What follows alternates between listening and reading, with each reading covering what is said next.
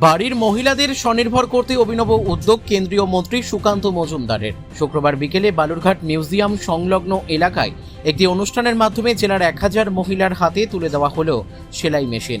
CSR fund ও NTPC সহযোগিতায় মহিলাদের হাতে সেলাই মেশিন তুলে দেওয়া হলো।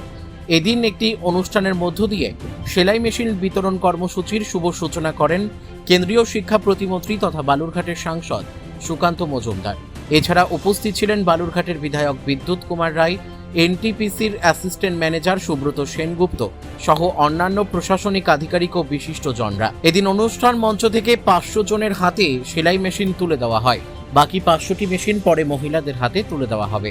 শুধুমাত্র সেলাই মেশিন বিতরণ নয়, মহিলারা যাতে স্বনির্ভর হতে পারেন, সংসার যাতে স্বনির্ভর হতে পারে, তার জন্য চাইলে মহিলাদের বিনামূল্যে প্রশিক্ষণ দেওয়া হবে বলে সুকান্ত মজুমদার জানিয়েছেন।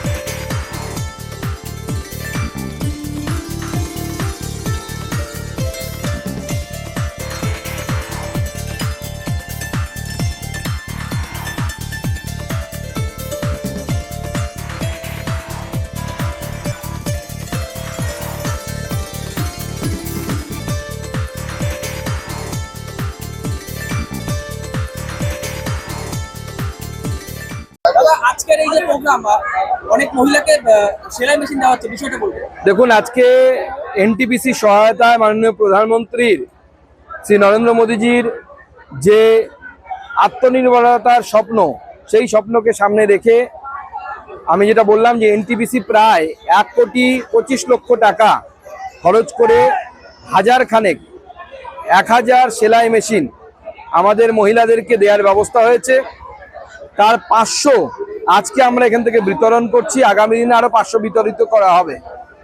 আমি এনটিপিসিকে প্রথমে ধন্যবাদ জানাবো এই বিপুল পরিমাণ অর্থ সিএসআর ফান্ডে স্যাংশন করার জন্য।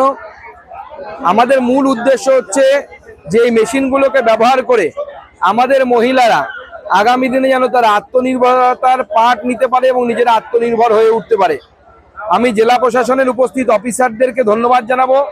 জেলা প্রশাসনের তরফ থেকে বলা হয়েছে যে তারা সহযোগিতা করবে যে সমস্ত মহিলারা, উৎসাহী মহিলারা ট্রেনিং নিতে অর্থাৎ প্রশিক্ষণ নিতে আগ্রহী, তাদেরকে প্রশিক্ষণ দেওয়ারও।